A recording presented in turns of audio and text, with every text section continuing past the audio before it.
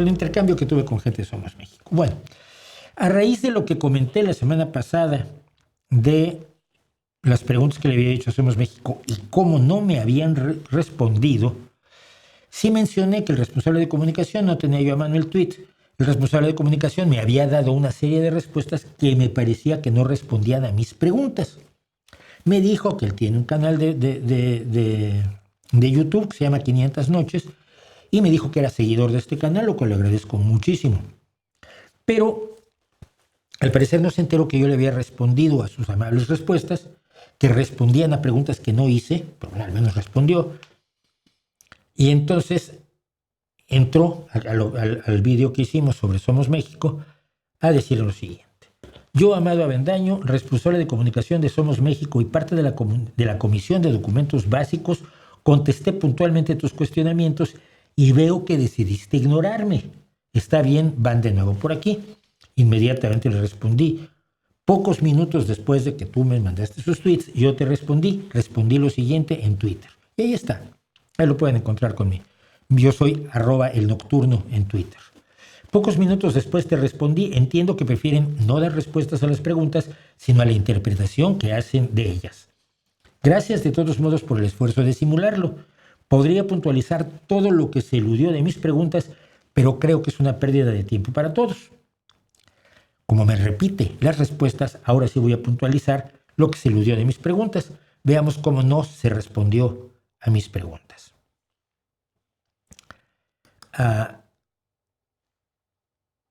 Dice 500 Noches. No hay salarios excepto para un pequeño grupo de especialistas en materia de administración, finanzas y legal.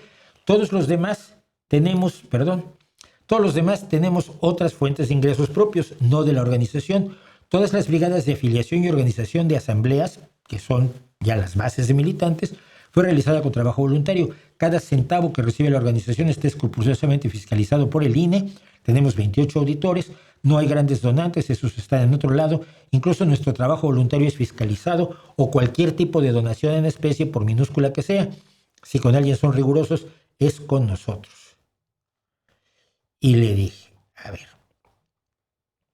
mi pregunta fue, ¿qué salarios están cobrando sus dirigentes y de dónde salen los recursos económicos del partido? La respuesta que me das no está allí, por lo que calculé que preguntar sobre sus fuentes de ingresos personales, sobre todo de gente que ha pasado muchos años en el gobierno, como es el presidente de Somos México, era inútil. Y entonces ya no insistí. Sí, 500. Se saltó la número 2, pero bueno, no, tampoco es relevante que se haya saltado la pregunta número 2. Por estatutos los dirigentes no pueden ser candidatos, ni poner candidatos. Las candidaturas se escogen en elecciones primarias abiertas a la ciudadanía, cosa que yo hallo enormemente aplaudible. Es parte de la transversalidad de la que siempre he hablado yo en los partidos que necesitaría tener México. Hay una comisión de justicia interna y una comisión electoral nacional que por estatuto son autónomas. Vale. Mi pregunta no fue esa. Pregunté, entre otras cosas, cómo evitan el entradismo oportunista, el abuso en los puestos públicos y la lucha interna por el poder. Jamás pregunté cómo elegirían a sus candidatos. Qué bien que los van a elegir así, pero no era mi pregunta. Hice otra pregunta acerca de ciencia y la respuesta que tengo es la siguiente. Hay una Secretaría de Educación, Cultura, Ciencia, Tecnología e Innovación, un gabinete temático en la materia y una agenda específica en el programa de acción. Como digo, leí los documentos finalmente del partido, del pretenso partido. Y le digo, sí, todo eso es sobre la promoción de la investigación para el crecimiento, el bienestar, educación superior, divulgación y más cosas obvias. Pero mi pregunta se refería a la función de la ciencia en la toma de decisiones de la administración. Eso no está en los documentos básicos ni me lo han respondido. Repito, la pregunta, verán ustedes por qué la respuesta esta no tiene nada que ver con la pregunta. ¿Qué papel debe cumplir la ciencia en el país, en el gobierno y en la toma de decisiones? Y en ese sentido, ¿en qué medida se pretende regirse por el conocimiento científico y no por las creencias, supersticiones, opiniones o sesgos del liderazgo del partido? Tomar respuesta a esa otra pregunta, como ya señalé. Y lo pregunté porque las creencias ridículas de López Obrador, las creencias irracionales de Claudia Sheinbaum, las creencias estúpidas de Marx Arriaga, las creencias absolutamente delirantes y anticientíficas de Álvarez Bulla, las locuras de Gatell y otros, han costado vidas, dinero y sufrimiento en México porque son supersticiones idiotas que no se ajustan al conocimiento científico real.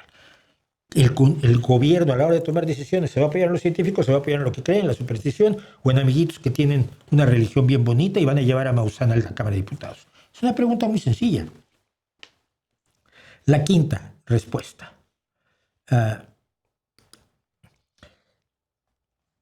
Que son bienvenidos quienes se consideren socialdemócratas de centro democrático o de derecha democrática. Los extremos se excluyen, las causas democráticas nos unen. Todas esas dudas se resuelven perfectamente en nuestros documentos básicos. Un cordial saludo. Verá usted, la República Popular Democrática de Corea se dice democrática. La izquierda autoritaria y revolucionaria se dice democrática y dice que es la verdadera democracia. Yo te invito a que vayas a una cosa en la que he vuelto muchas veces, que es a una charla que le dio a Juventudes Comunistas Pablo Iglesias, donde decía que había que pelear el concepto de democracia, aunque la verdadera democracia era la dictadura del proletariado porque impedía que la burguesía influyera en las decisiones. Y esa era la verdadera democracia. La dictadura del proletariado era la democracia verdadera. Pero como no puedes vender la palabra dictadura, pues tienes que pelear la palabra democracia. Bien, así falsifican la posición democrática. Pero mi pregunta no era esa. Le estoy diciendo, la palabra socialdemócratas no aparece en los documentos básicos. No aparece la izquierda ni derecha. Bueno, derecha sí aparece una vez, lo aclaro. Cuando están diseñando cómo va a ser su emblema, dicen arriba a la derecha va a estar tal cosa. Es la única vez que aparece derecha en los 3 documentos básicos que me comí. Le digo, mi pregunta no se responde en los documentos básicos. La pregunta es muy clara en cuanto a lo declarado por Álvarez y Casa, que declaró que no eran de izquierda ni de derecha, en contraposición con la autodefinición de Guadalupe, que es el presidente del partido, como socialdemócrata. Así que repito la pregunta, de la cual no se respondió nada. ¿Qué significa no ser de izquierda ni de derecha en su imaginario político? ¿Callar ante las atrocidades de quienes se dignan de derecha o de izquierda? ¿Recibir en su seno a cristeros yunquistas a la vez que a morenistas destripados? A la hora de un conflicto laboral no están ni con los trabajadores ni con los patrones. ¿Están a favor o en contra de la injerencia de la religión en asuntos del Estado? Son ejemplos, y hay miles de ejemplos más en los cuales no es posible jugar a la equidistancia. No soy ni de izquierda ni de derecha, porque cada una de esas cosas te define. Finalmente, me dice, no importa, ante esta respuesta que le di, dice, no importa lo que te conteste, nunca vas a estar satisfecho, tu posición es inamovible. Y esto fue lo más alucinante, le explico. Estaría yo muy satisfecho si respondieras a mis preguntas.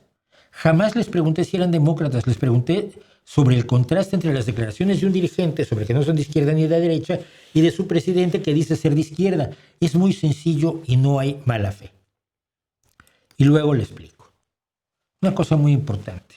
Amado Avendaño, responsable de comunicación de Somos México. Mis preguntas, yo no tengo una posición. Mis preguntas son para asumir una posición ante un fenómeno político en mi país de origen que me importa muchísimo. No tengo una posición sobre su partido y no veo de dónde, a partir de mis preguntas, puedas asumir que tengo una posición a favor o en contra. No hay tal. Tengo preguntas, que es lo que tenemos los periodistas. Tengo interés como mexicano y espero que se me responda con honestidad y de manera directa y no como hacen los responsables de comunicación de Trump, que preguntas una cosa y responden otra. Como hemos visto cuando ha ido a declarar Pam Bondi al Congreso de los Estados Unidos, a comisiones del Congreso, que le preguntan una cosa y responde otra y le da igual. Lo hace Caroline Leavitt como portavoz de la Casa Blanca. Lo hacen todos. Es alucinante. Oiga, y usted estuvo con Epstein. Es que ustedes son enemigos de Donald Trump porque no quieren que América sea grande. No, es que no le pregunté eso. Amado, entiendo lo difícil que es llevar la comunicación de un partido en estos momentos en México, pero no lo hagan así.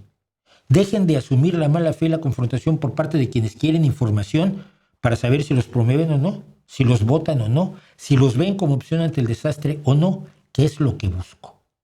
Menos lectura de mis intenciones y más claridad en la propuesta. Espero que no se enojen conmigo.